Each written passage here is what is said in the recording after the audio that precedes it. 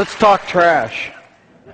You know, we had to be taught to renounce the powerful conservation ethic we had developed during the Great Depression and World War II. After the war, we needed to direct our enormous production capacity toward creation of products for peacetime. Life magazine helped in this effort by announcing the introduction of throwaways that would liberate the housewife from the drudgery of doing dishes. Mental note to the liberators: throwaway plastics take a lot of space and don't biodegrade.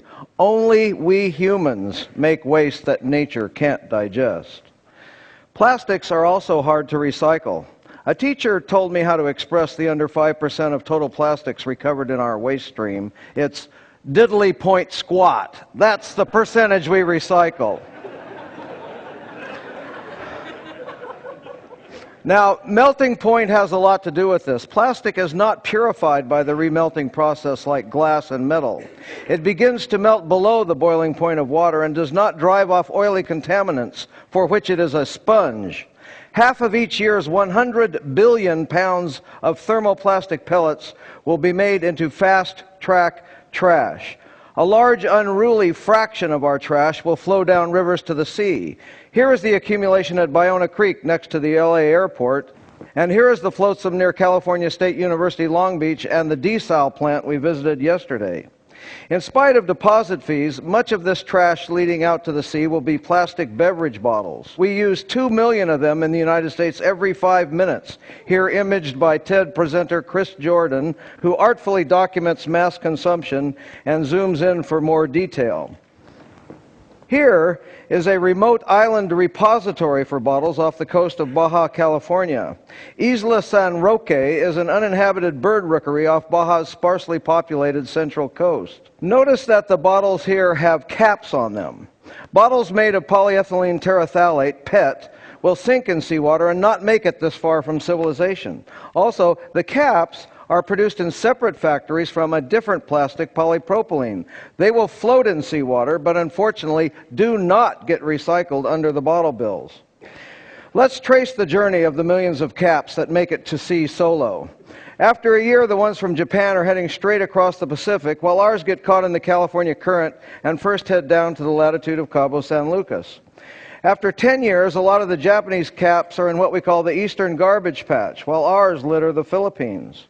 After 20 years, we see emerging the debris accumulation zone of the North Pacific Gyre. It so happens that millions of albatross nesting on Kure and Midway atolls in the Northwest Hawaiian Islands National Monument forage here and scavenge whatever they can find for regurgitation to their chicks. A 4-month-old Laysan albatross chick died with this in its stomach. Hundreds of thousands of the goose-sized chicks are dying, with stomachs full of bottle caps and other rubbish, like cigarette lighters. But mostly bottle caps. Sadly, their parents mistake bottle caps for food, tossing about in the ocean surface.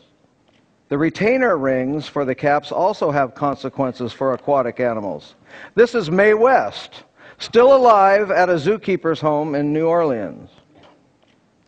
I wanted to see what my hometown of Long Beach was contributing to the problem, so on Coastal Cleanup Day in 2005, I went to the Long Beach Peninsula at the east end of our Long Beach. We cleaned up the swath of beach shown. I offered 5 cents each for bottle caps. I got plenty of takers. Here are the 1,100 bottle caps they collected. I thought I would spend $20 that day. I ended up spending nearly 60. I separated them by color and put them on display the next Earth Day at Cabrillo Marine Aquarium in San Pedro. Governor Schwarzenegger and his wife Maria stopped by to discuss the display. In spite of my girly man hat, crocheted from plastic shopping bags, they shook my hand. I showed him and Maria a zooplankton trawl from the Gyre north of Hawaii with more plastic than plankton. Here's what our trawl samples from the plastic soup our ocean has become look like. Trawling a zooplankton net on the surface for a mile produces samples like this and this. Now, when the debris washes up on the beaches of Hawaii, it looks like this. And this particular beach is Kailua Beach, the beach where our president and his family vacationed before moving to Washington. Now, how do we analyze samples like this one that contain more plastic than plankton?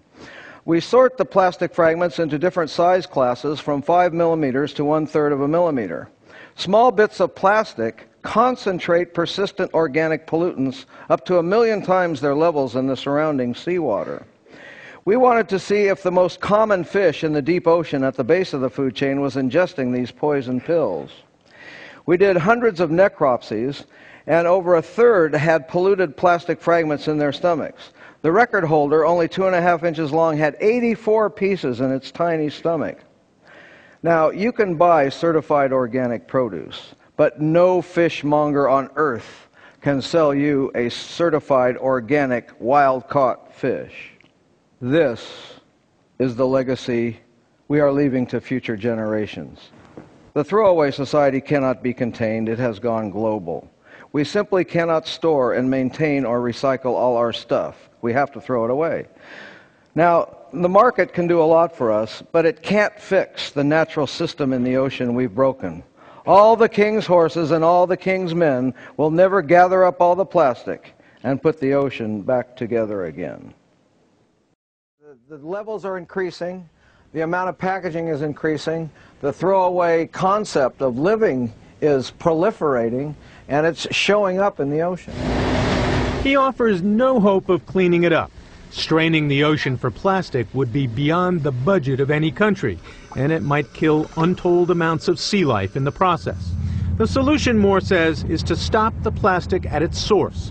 Stop it on land before it falls into the ocean. There's your typical t-shirt shopping bag.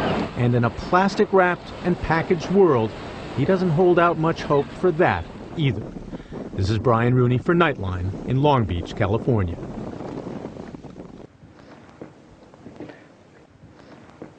Thank you.